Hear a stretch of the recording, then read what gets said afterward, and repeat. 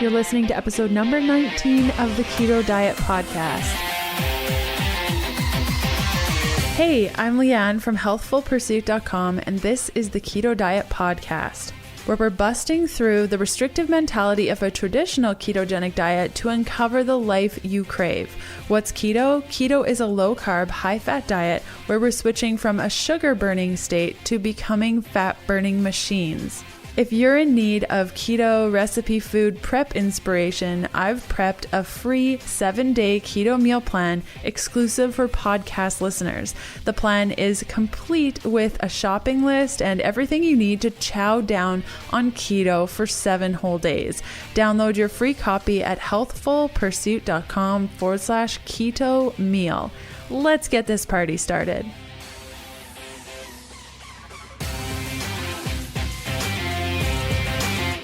Hey guys, happy episode number 19. I can't believe we're almost at 20 and I have so many exciting interviews coming up over the next couple of months, including my sister's going to come on the show when we travel to Expo West, and we're going to be going through our favorite products at the show, up and coming cool keto things and things to watch for. And we both love eating, so I'm sure we'll be like eating while we record in our hotel room. So I'm really excited about that episode.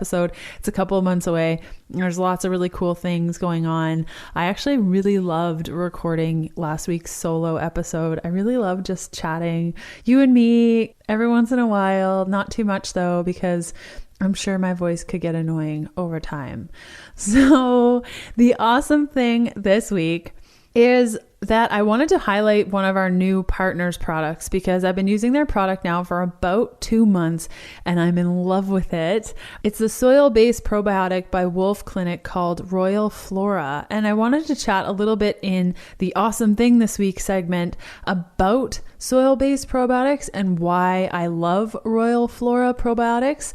So put simply, probiotics are microorganisms that play very important roles in regulating proper intestinal function and digestion by balancing intestinal microflora. They can be found in various fermented foods with active live cultures such as yogurt, as well as supplements. So that's where you see the soil-based, dairy-free based, or dairy-based, depending on what you're going for. So you're probably wondering, and I was wondering probably about 6 months ago, like what the heck is the difference between a soil-based probiotic and the regular stuff that you see at the supermarket? And usually that's at the base of like dairy or non-dairy cultures. Soil-based organisms are key contributors to our health because they increase the diversity of beneficial bacteria in our guts, helping to improve digestion, boost immunity, and much more. This can help us avoid the unpleasantness from abdominal discomfort, bloating, etc.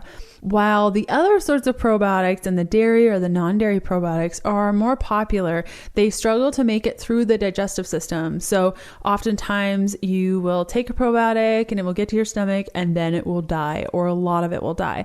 But with the soil-based probiotics, they actually get all the way to the intestines.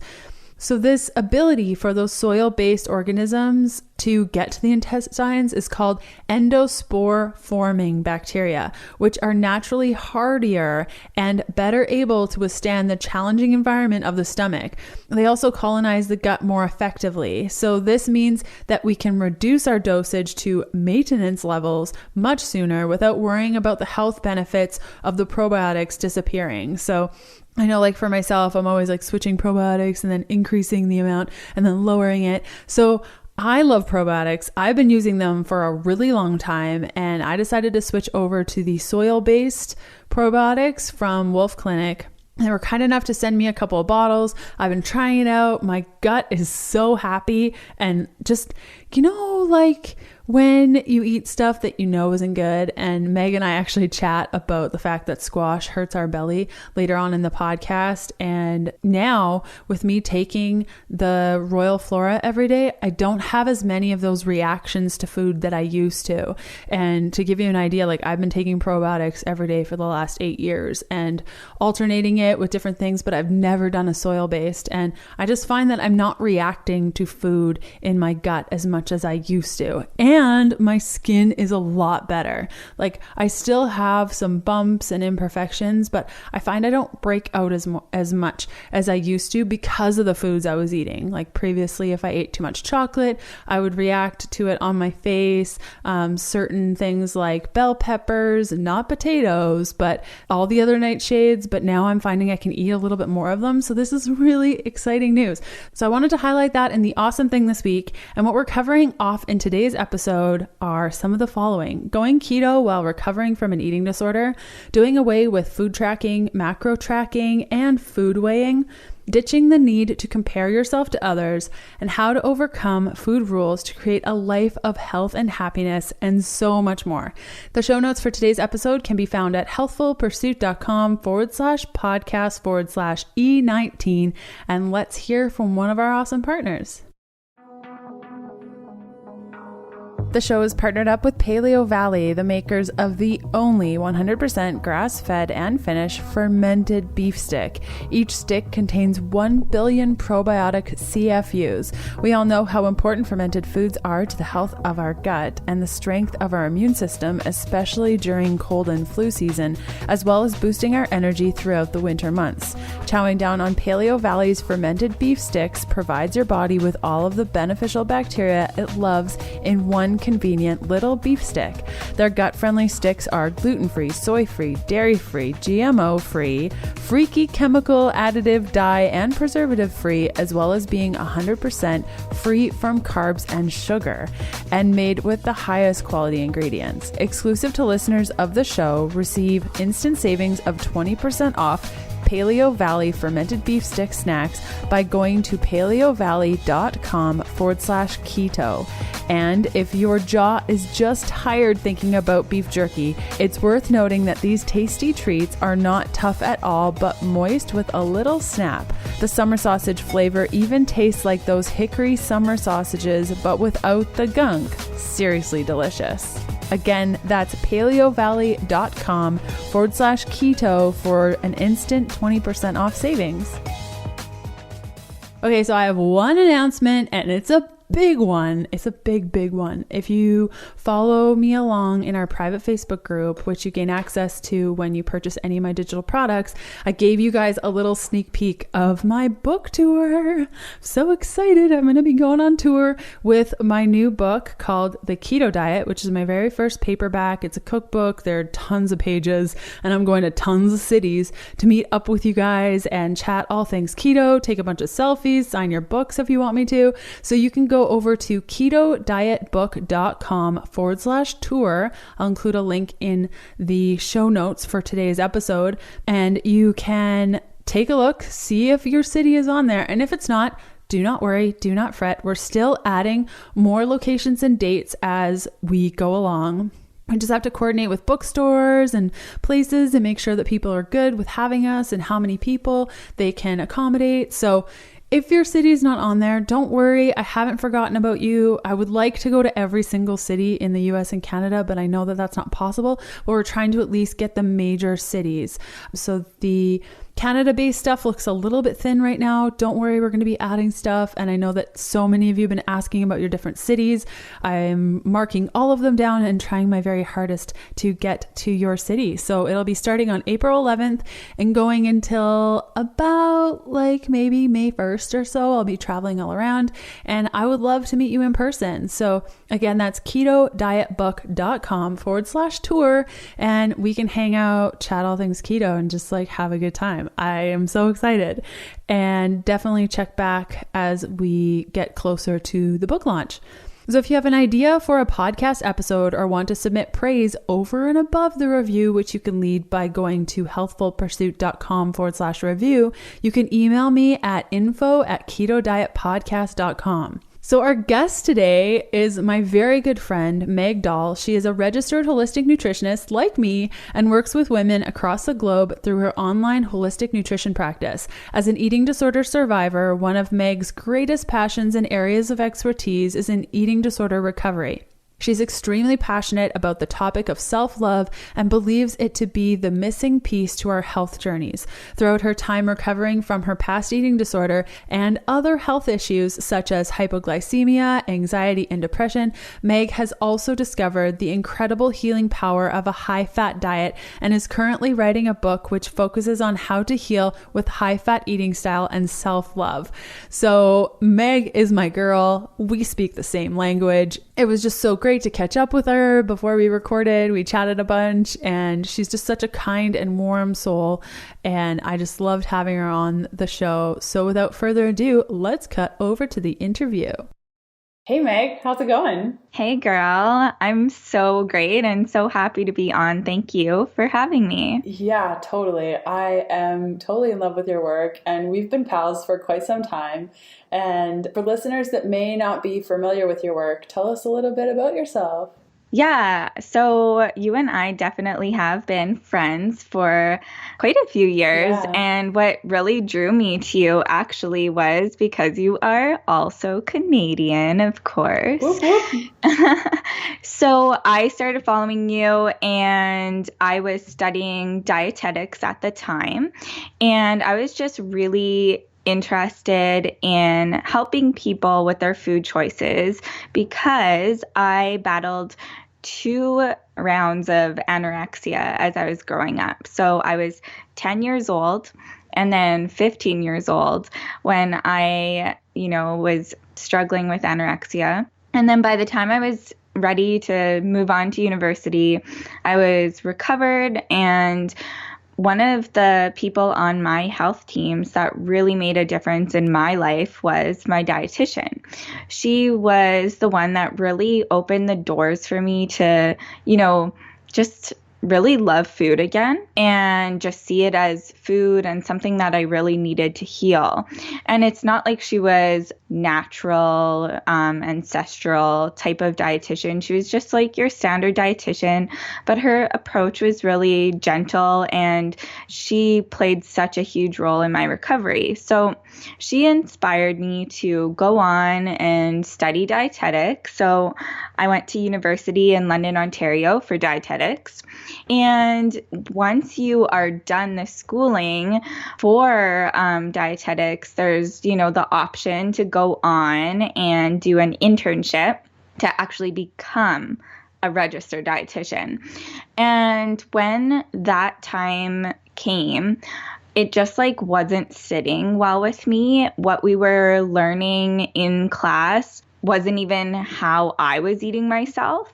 And I'm the type of person that, if I tell someone something, I have to be doing it myself. I'm not going to tell someone to eat low fat when I'm eating whole eggs and ghee, right?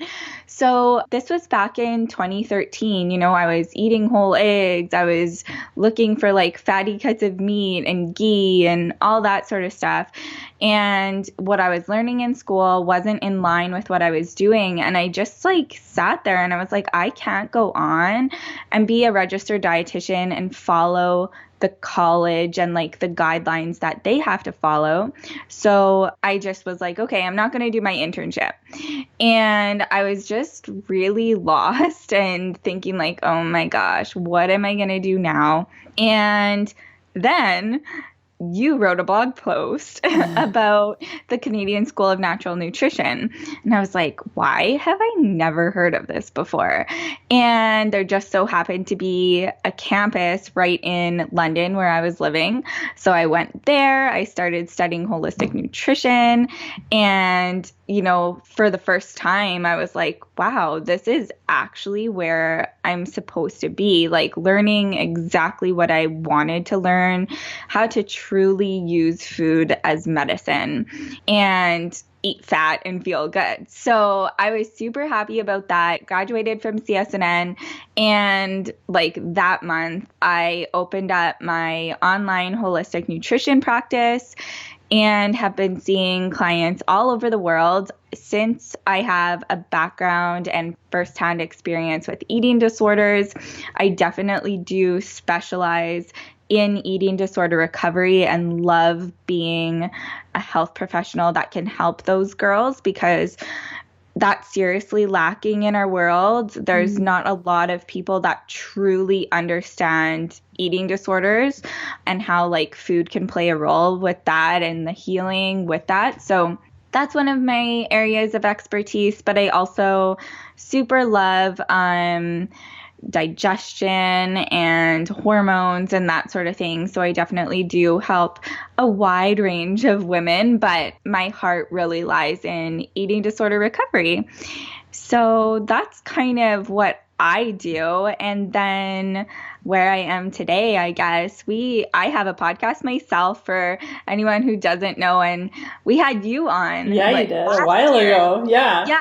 It was like, it was probably over a year ago, actually, when your Fat Fueled book came out. Yes, I remember. And at that time in my life, I mean, like a year ago, I was, working out at the gym really hard, and I had the mindset that, like I ate a balanced plate. Like I had protein and carbohydrates and fat, but I definitely put the emphasis on carbohydrates when I was, working out. I was just in that mindset that I needed like all the carbs, and like 4 times a day, I was eating like a sweet potato as big as my head. Oh my gosh. And I like seriously, not even lying. And so we had you on the podcast, and you were just like talking about, keto and high fat eating and all the ways in which it could help you. And I was sitting there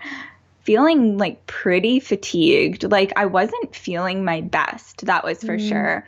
And from there, I started like dabbling with lowering my carb intake, increasing my fat intake, and I started feeling better. Not totally better, because later on I actually found out I had a parasite. So that was definitely one of the reasons I wasn't feeling good. But even with a parasite protocol, you need to adopt like a lower carbohydrate, high fat diet. And once I started doing that, I felt like a world of a difference. Like it was incredible. And not only like digestion, energy wise, but I mean, for all of my life, I was convinced that I was like hypoglycemic and I just had to live with it.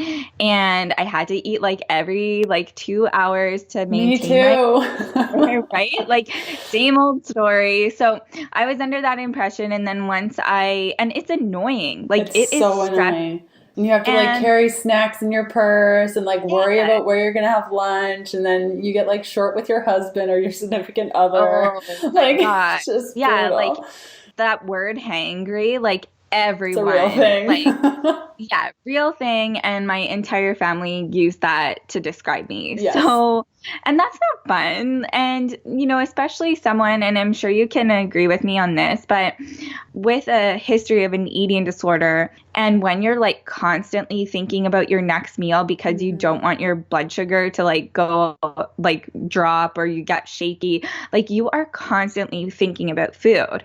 And for someone that was like constantly thinking about food in the past because of different reasons, that's not something that sat with me very well. Like it was very stressful, and I was like, oh my gosh, I just like want to stop thinking about food and just like be like my mom, my dad, like my boyfriend, Scott, who literally like wake up, they eat when they're hungry, and then they eat again when they're hungry later on, Such and I was magic. just like, oh my gosh, like I so badly want to be there. And really it just comes down to healing like your blood sugar. And with that came with a very high fat diet and like a low carb approach. And that's where I am right now. So feeling a lot better these days, thanks to kind of like your introduction to high fat eating for me. And then me just like, being open to experimenting with it and committing to it, really. That's so awesome. And you're not the first person that I've spoken with about eating disorders and keto or like low carb eating, where you're balancing out your blood sugar and you don't have to care about food anymore. And that was so big in my own recovery of just like those last negative behaviors of the eating disorder that I had, and really obsessing about food and thinking about food. And when I went keto, it was sort of like, oh my gosh, I can go all day and I don't have to worry, think, eat. Like it's a natural thing. And when I eat, I can eat as much as I want. And it's quite an interesting feeling. And that was really the quote unquote nail in the coffin for my experience with an eating disorder. So that's cool that you kind of felt that same way of just like when you went lower carb, it's like you don't have to care so much about food every 2 hours, because that can be really hard, even when you're recovered, to not make that a negative behavior. Totally. And like, do you actually want to be eating like 4 huge sweet potatoes every single day? Like, no. Like, I didn't even want to be eating those, but it was almost like I was like, oh, like I need to, yeah, like I have to fuel my training. Like, you know, you just have this mindset that you need to have all those carbohydrates. And like, that's not really free in any way. And now just thinking like when you were saying when you sit down to a meal, you can like eat whatever you want and just like pile it on. And I mean, that's exactly how it is for me now. You know, like last night we had salmon and asparagus, and I just like load up on like all the ghee and put it on everything, and like salad, and then you put like nuts and like oils on your salad. Whereas before it was so like carb focused, and you were like, okay, like I can't have too much fat with this because I'm having all these carbs. Like, I don't know. And that's just what naturally happens, right? When you eat a lot of carbs, it's like, well, you're not really hungry for all of the fat. So no, totally. Yeah, you kind of switch. Yeah, it's one of those like natural balances I found when I was increasing all of the fat. And also, like, I crave the fat too. Whereas before, like a year ago, it was almost like I was reminding myself, okay, like to refuel after your training, like you need these carbs. It's not like I really wanted them. Totally. And so let's chat a little bit about the transition that you made from that more eating disorder state to where you are now. I'm sure that there was a moment where, like, were you ever obsessed with tracking and that tension that comes from tracking? And how did you go from like tracking to intuitive eating? And what was that like for you? It was scary. Yeah. It was really scary. So I was tracking every single day, every single morsel, including spinach. Like I have vivid memories of using a food scale to weigh a spinach salad. Me too. Mine are kale. Measuring my kale. That was like a big thing for me. Our poor souls. I know, poor us. So I think for me, it was the winter of 2013. And one night I was just like weighing my food for dinner, and I just had a complete meltdown. It was like, I cannot do this anymore. And because like I was recovered in quotations from my eating disorder, anorexia, we'll say, like I was recovered from anorexia. Like the last thing I wanted to be was skinny. Like that wasn't something I was striving for, or, you know, like I would rather overeat than undereat, but I was like so obsessed with tracking my food to make sure I was getting like X amount of calories every single day, if that makes sense. Yes. Okay. So recovered from anorexia, but very still like obsessed with food. And then that one night in 2013, I realized that I so badly just wanted to be healthy. And as I was like weighing like my fish or whatever the heck I was eating, I just broke down. So threw out my scale, like never to be seen. I was scary to do that? I wrote an entire blog post about how terrified I was. So it was really, really scary. But before I did that, I reflected, because I was kind of already just weighing like on the like weekdays. And then on the weekends, I like had more busy days and I didn't weigh. And I realized that I was so much more happier and free, and just like I felt healthier overall on the weekends. And I was like, okay, that's clearly a sign that I should no longer do this altogether. And I want to be healthy. but this action is not healthy. And I think once you really get clear on what you want. So what I wanted was to be healthy and happy. Those are my two words. I call them like kind of my two focus or my two anchor words, was happy and healthy. What does healthy mean to you? Because a lot of people would say, okay, well, Meg and Leanne, like tracking is good because you can track your macros. You can make sure that you're eating enough or not eating enough. I totally disagree with that statement. But, like that's healthy. And intuitive eating, if I eat intuitively, all I'll be doing is eating candy. Yeah. So healthy is definitely different for everyone. So I really think that if anyone's listening right now thinking like, well, like, I think macro tracking is healthy, like really sit on that and, define healthy for yourself. And for me personally, that was not healthy for me. It was disordered for me. Yeah. And that is why I was like, okay, like if I want to be healthy, but I'm doing something that I view as very disordered, I need to let that go. Yeah, totally. And are there certain things like signs that you watch for that you're healthy? Like for me, it's, if my period is regular, if I'm ovulating every month, if I'm engaging in positive movement that's making me happy, then I'm healthy. And it really honestly doesn't have anything to do with the food that I eat. I've kind of like separated that out from my health. Like the food will be the food and I will eat the food that makes me feel good, but I try not to have that as my focus for health. What about you? Totally. Yep. And one thing I will tack on to that is, we used to think that, well, healthy equals when I look this certain way. And then when I actually sat down and defined health for myself, I didn't even touch on body image because it has nothing to do with how you look. It's about how you feel, right? Totally. Like it's totally about how you feel, how your body functions. Like you said, like ovulating, like all your hormones in balance, like clear skin, like good digestion. Are you going to the washroom every day? Like yes. That is healthy. And it really, like you said, has nothing to do with macros or calories. And I would go to say that it also, for me, didn't have to do with how lean I was, how muscular I was. And once I realized that is what helped me like move through that fear of throwing out my scale and also like no longer logging onto that dreaded MyFitnessPal. Hearing those words, I'm like, don't say it. Don't say it.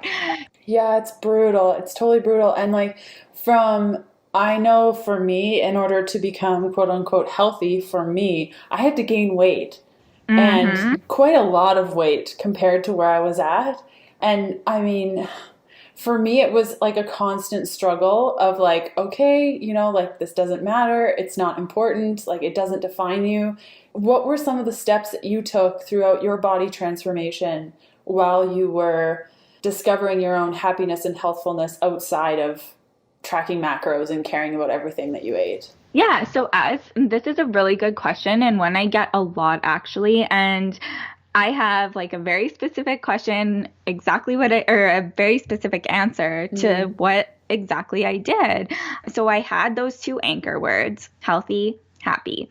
And if I looked in the mirror one day and was like, oh, Meg, like you are gaining weight, like, and all the sirens start going off, right? I would ask myself those two words, are you happy? And I would think like, am I happy right now? And I always was, right? And I was like, yes. And then it was like, okay, are you healthy? Like, are you feeling good? Are you, experiencing anxiety, or how's your sleep? Like, are your hormones coming back? Because obviously my hormones were very out of balance. And like, I mean, I wasn't 100% healthy, but I don't believe any of us are. But I could wholeheartedly say that, yes, I'm healthier than I was before I started this journey, right? And when I was able to answer yes to both of those questions, I kind of like gave myself a nod in front of the mirror and I was like, good, then you're good to go. If you're not able to say yes to both of those questions, then like maybe you need to reevaluate some stuff. But that's kind of how I handled those like weird body image things. Also, a lot of tools from like eating disorder recovery, right? Not spending so much time in the mirror and just like going out and doing something that actually makes you feel good, whether that's, tea with your mom or like just go out for a drive or meet up with a friend for a little walk or go to the mall. I killed so many hours in the mall, just like roaming the mall. I basically lived at the mall when I lived in London just to like, really make me feel good about myself when I was maybe like struggling a little bit upstairs.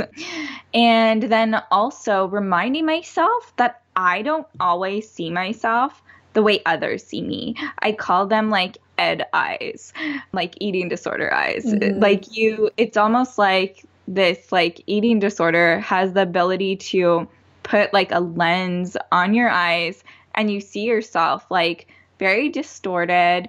And I would just remind myself like, okay, like, hey, if I don't like how I look today, I know that this is like not my vision. It's like ed vision. Yeah, totally. And it's not even just vision, but it's also like your thoughts and everything. I know now that I'm fully recovered and completely confident and my body looks a lot different, I get hit on so much. It's crazy. Like it's crazy. And so, before, I'm sure that stuff happened before, but I just wasn't open to it because I didn't think that I like deserved compliments or anything. And now I just take it as, wow, thank you so much for the compliment. And I can take that compliment. But I think it also limits your ability to take on your life in different ways. I fully agree with that. Eating disorders linger forever, but I think once you know the tools, the mental tools to really like overcome it, even if it, is still like popping up here and there, you have that like strength to really just like show who's boss and, move through it. Yeah. Some other tools, like I know for myself, was getting rid of clothes that no longer fit me. I had this like closet of all these clothes that I wanted to fit in one day, and I would just keep them. And so it was sort of like motivation. And a lot of, quote unquote health coaches will tell you to keep like a pair of motivation pants that don't fit you so you know what to go into. And that kind of stuff. My huge thing was taking away all of the clothes that didn't fit me. My husband and I went into the closet and spent all day going through every single piece of clothing that I had. And if it didn't fit me right then, I threw it out, or donated it. I didn't throw it out because that would be crazy. But donated it. And also another good thing is social media. Like social media can be great for body positivity and self-love, but it can also be damaging if you're following the wrong people that aren't aligning with your values. Would you say? Oh, Leanne, I 100% agree with you on this one. And I actually realized that this is something that I did this past year. I mean, over the years, I think that like your self-love is always growing and like perhaps your body image can always be improving. So like this time last year, I had great body image, but in the spring, I was on a cruise ship with my podcast partner, Sean, and I remember us like laying in bed just being like, let's like totally do an Instagram cleanse. Like, let's just like delete, unfollow. And so her and I literally unfollowed about like 300 people. It was so cleansing. And from that moment, I realized that like my body image just like skyrocketed, and it wasn't even like that's what I was desiring, but it just like goes to show you that if like you have any listeners listening to us right now thinking like, oh no, like I follow everyone I love on Instagram, like no one's negatively affecting me. Like they very well could be without you even realizing, because I was definitely under that impression too. I was like, oh no, I totally just like follow inspiring people and stuff. And then I just like went through my Instagram account, like, and unfollowed people that I was like, okay, seriously, like, why am I following them? And like now, almost a year later, I'm like, oh my gosh, that was one of the best things I could have ever done for myself. Do you think with social media, I know for myself, it was more of a comparison to others? Maybe it doesn't even have to do with their bodies, but somebody posts that, I don't know, they just got married and their wedding looked gorgeous. And like somebody else posts, you know, that their kid is like really cute and playing with crayons and they're just adorable. And you're thinking, well, why don't I have those things? And why don't I have a happy family like that? And why? And it really comes down to like comparing our lives, and it could be our bodies too. Like, you know, that friend who no matter what they eat, they look amazing and they brag about how they can eat a pound of candy and not gain a pound. Like, how do we deal with that comparison that we feel or jealousy that we feel of other people's lives and bodies? Yeah, that's a really good question. I think, like we said, you know, distancing yourself from those triggers.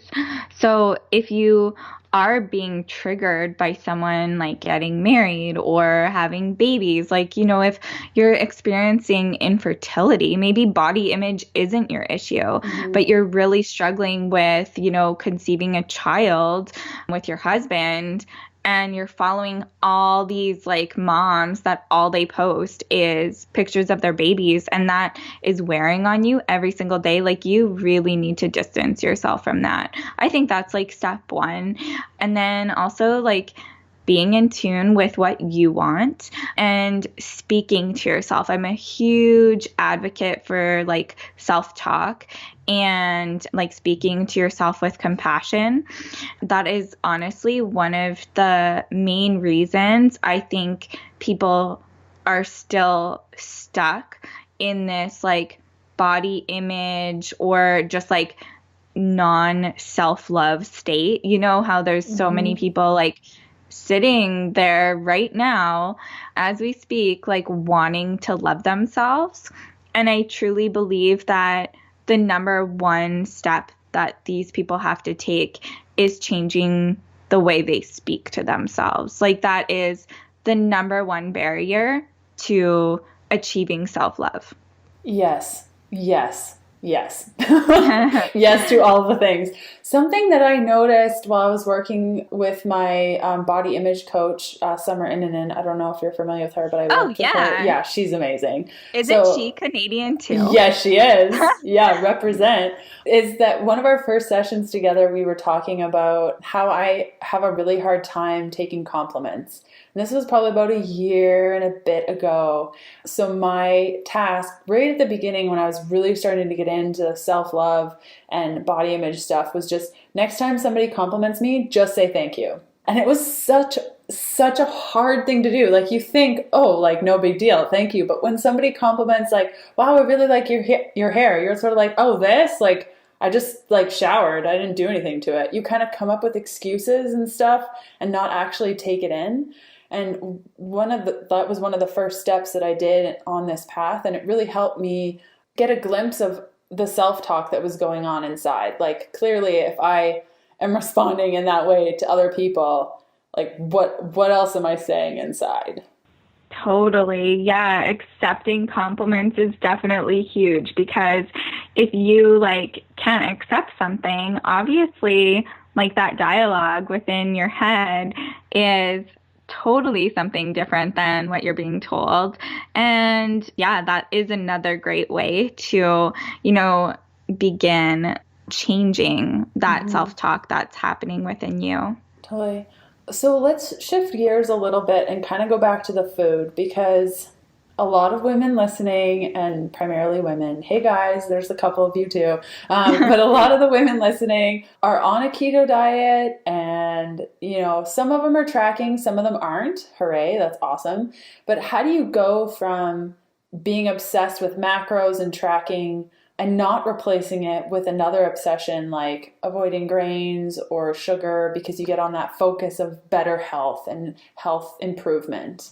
That's a good question. So I would really recommend to those people to really pay attention and kind of get clear on how they feel, right? Like, for an example, I know a lot of people will think like, oh, well, now she's just eating high fat and really low carb, like she's restricting her carbs. And, if you are doing it just to do it because someone told you so, or you think it's just like another diet trend, well, yeah, then that's probably not the healthiest action you can be doing for yourself. But if you reflect on like when you did make that diet change, it's like, okay, are you feeling better or are you forcing it on yourself? And I think if they can honestly tell themselves like, no, like I'm doing this for my health and I'm seeing improvements, like whether it be in their energy, their sleep, their hormones, which is a huge one. I think that's kind of a good thumbs up that they're doing it for all of the right reasons. Totally. And I think for me, it was sort of like understanding that my life is a gray area and not black and white. So although I know that grains do not feel good in my body, I know this, I know it. But, the other night I really felt like a carb up. It had been a couple of days since I'd had carbs and Kevin wanted to order a gluten-free pizza. And I was like, yeah, let's do it.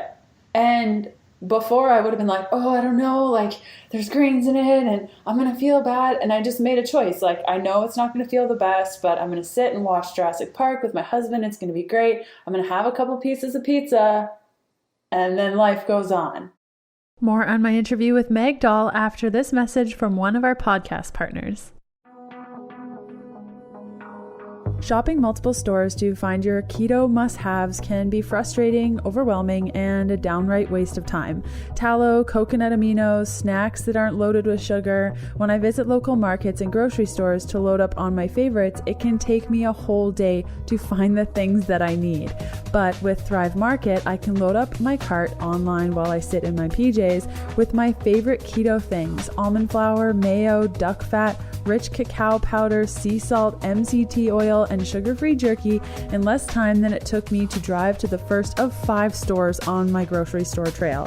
If you're like me and searching for a one-stop shop to save you time, energy, and money, their premium goods run upwards of 50% off what you'll find at a grocery store, I highly recommend giving Thrive Market a go. I've been a long-time partner with Thrive Market, and they gave me a new exclusive offer for our community that made my mouth drop. 35% off your first purchase. Yes, that's 35%. That's in addition to their already discounted products. Just go to thrivemarket.com/HP and you'll find all of my favorite products after entering your email. Seriously, I don't know how long this discount offer will last. So again, that's thrivemarket.com/HP to get 35% off your first purchase. So I'm sure that you have gray area too. Oh, when yeah. You're eating. Would you say it's just like ditch the food rules and do what feels good in the moment? And how do you balance that with like sugar? Because if you start eating sugar, you're going to eat more sugar. So how do you balance that personally? Oh yeah, girl. Love this question. I definitely do live in the gray, not black and white. And this change happened immediately after, when I said like that night in 2013 where I was just like, I can't do this anymore. I was like, okay, like I am living with so many rules right now and I just need to let them go. I just like need to let them go.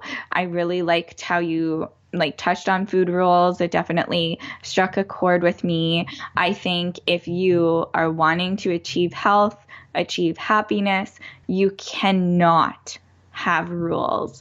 So I ditched the rules, and instead of just going willy-nilly and kind of being at a loss of what to do, because we do feel that way when we ditch those rules, right? I actually took an intuitive eating challenge.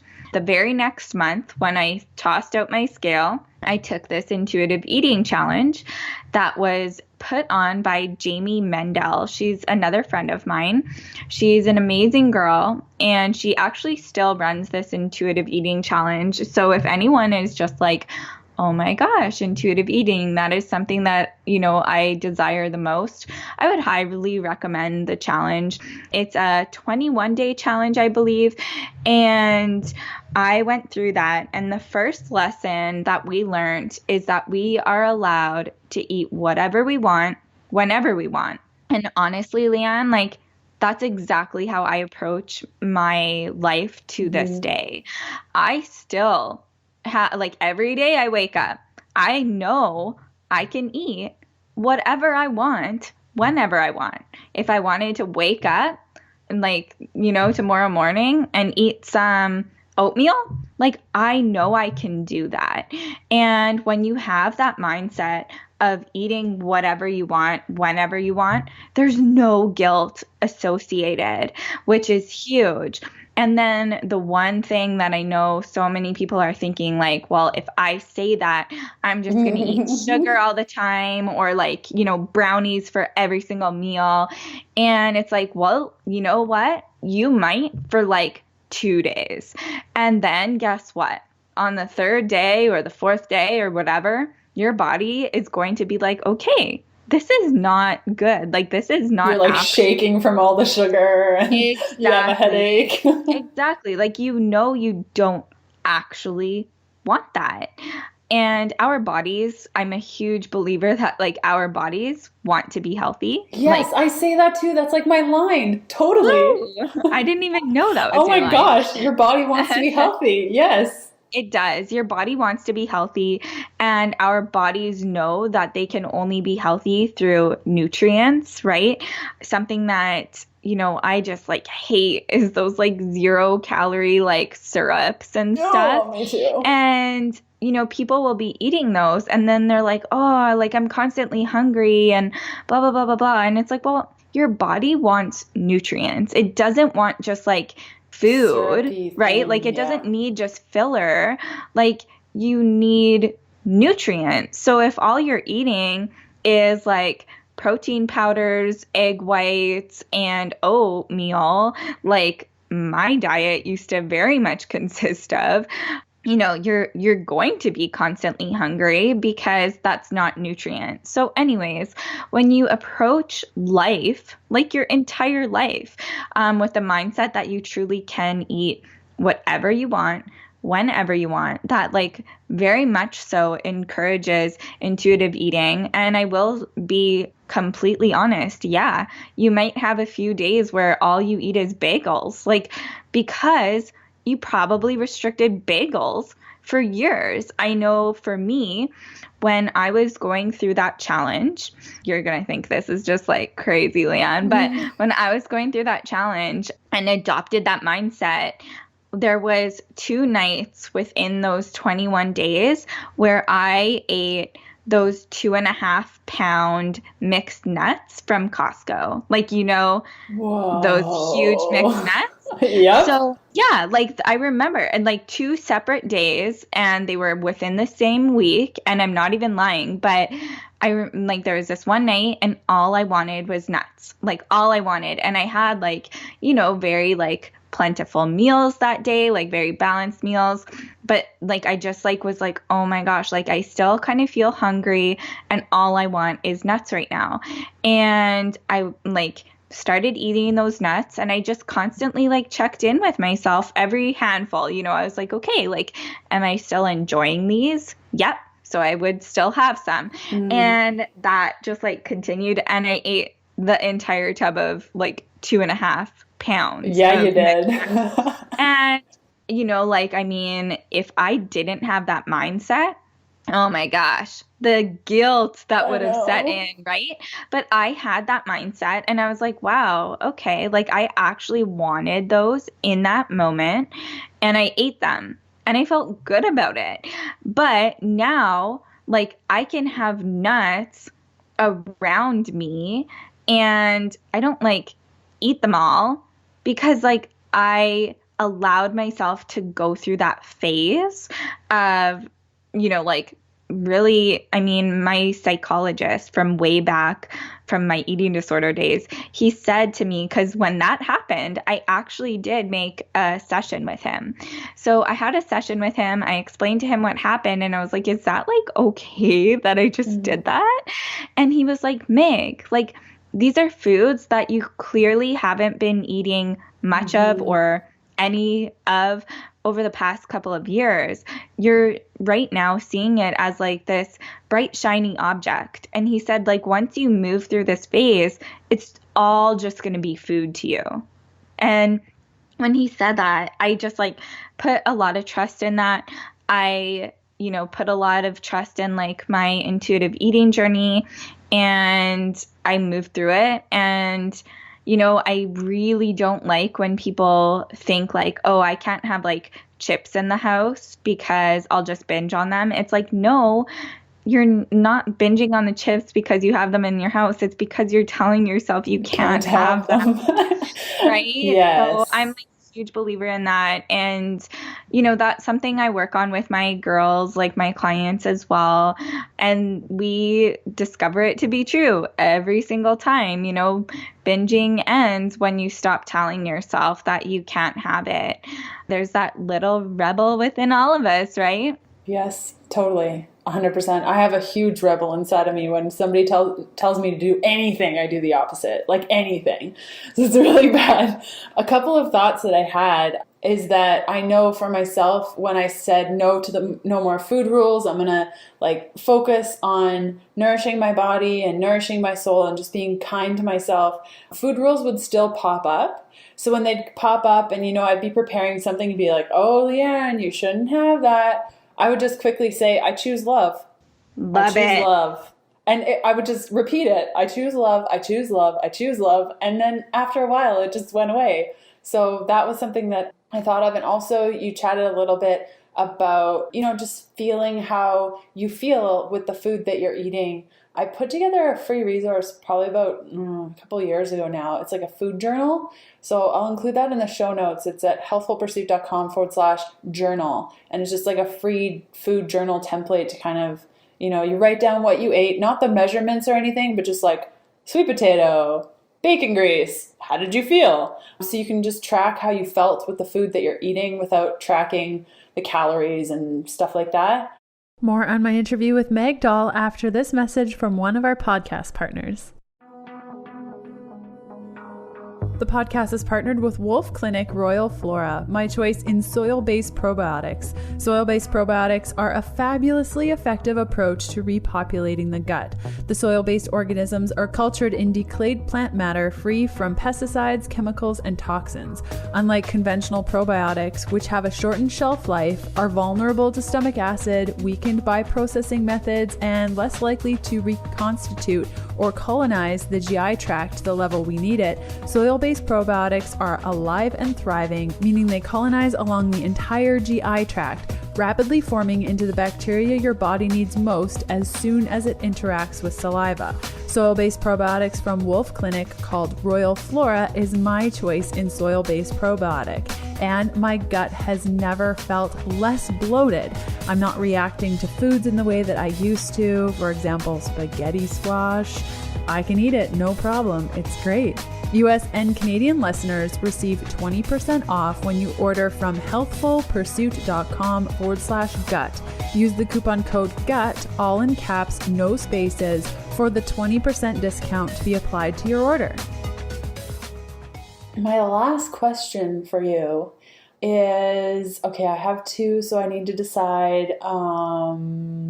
Okay, let's talk about distinguishing between shame-based eating, emotional eating, and physical hunger. And if that's even important, because you were talking about your nuts, the nuts that you were eating, and you were looking at the nuts like, do I still want this? Am I still hungry? Let's quickly go through what that looks like. Yeah. So, I mean, everyone knows what like hunger is. And I really do. I'll say something that I shared with a client one time, and it really worked for her because she was like struggling. Like, am I just like eating out of boredom, or am I actually hungry? And I said, well, a good tool to use is let's say you took a spoon of like nut butter out of the jar and you loved it. And then you were like, okay, I really want another one. And then you took another spoon and you loved that one. And, by the third spoon, you need to make sure that you're still enjoying it just as much as that first spoon. And if it's just kind of like whatever, then yeah, that's maybe like mindless and you just like are keep going. So it is like, important to just do like little self check-ins, I suppose, and make sure that you are eating because you're hungry or because you're really enjoying it. And this whole thing with emotional eating is, I hate when people think emotional eating is bad. Like, it's not bad. Like, that's just another thing that we need to let go of. Like, just a mindset that we need to let go of is, like, you're not going to emotionally eat all of the time, but you're going to do it. And if you think it's a bad thing, then you're going to feel guilt from doing it. And then you're going to eat more and then binge and Exactly. We all just need to realize and adopt the mindset that emotional eating is like so good for our soul sometimes. And it's not always like, a pint of ice cream after a breakup. It's like Christmas and you're happy and you're enjoying and like maybe you're not super hungry, but like, oh my gosh, it's so good. Like, I mean, every single time my dad makes like barbecued salmon, he legit makes the best salmon in the world. And like every single time, like I just know like I'm going to eat so much salmon because it's something that just makes me freaking happy. And I just eat a lot of it, and there's nothing wrong with that. Yeah. Totally. There's nothing wrong with it. And it's part of being human. And I think the moment that you discover that emotional eating is okay, the less frequent it happens. Well, maybe not the less frequent it happens, but the less frequent you create shame around it. I know when I used to emotionally eat, it was like, oh my God, I emotionally ate. I'm such a bad person. Okay, I'm just going to keep eating because like, why not? And I screwed up my diet. And then that would turn into like days of binging. The worst. It's the worst. Totally. It's a terrible cycle to be in. And I really do, believe that you just need to let go of all of the rules. Like, we don't need to live with rules. That's not what life's about. And once you can learn to let go of those rules, like good things happen. Only good things happen. You and I are, two survivors of just like letting go of all of the rules. And look at us. Look at us. Look at us, girl. Seriously, writing books and doing awesome things. Seriously, it's awesome. Yeah, I'm so proud of you, by the way, and your book. I'm so proud of you. I cannot wait for your book to come out. So when I found out that you were writing a book, I just imagined getting it and like squealing and like running in the house and like looking through it and just being so excited. So I'm Babe, so you're happy. So sweet. Thank you.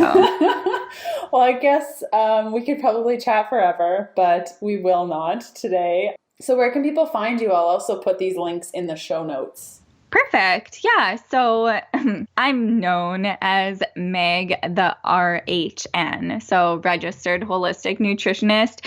So my website is megtherhn.com, and all of my social media handles are Meg the RHN. So I'm super active on Instagram. I love Instagram. And then I have weekly blog posts too. And you can always shoot me an email if you really want to chat with me. I will always get back to you. It's megtherhn@gmail.com.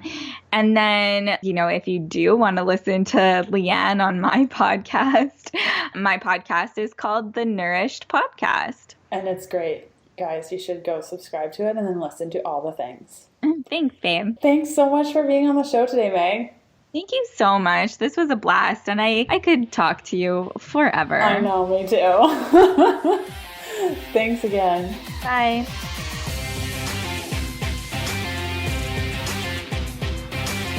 And that does it for another episode of the Keto Diet Podcast. Thanks for listening in. You can follow me on Instagram by searching Healthful Pursuit, where you'll find daily keto eats and other fun things. And check out all of my keto supportive programs, bundles, guides, and other cool things over at healthfulpursuit.com/shop. And I'll see you next Sunday. Bye.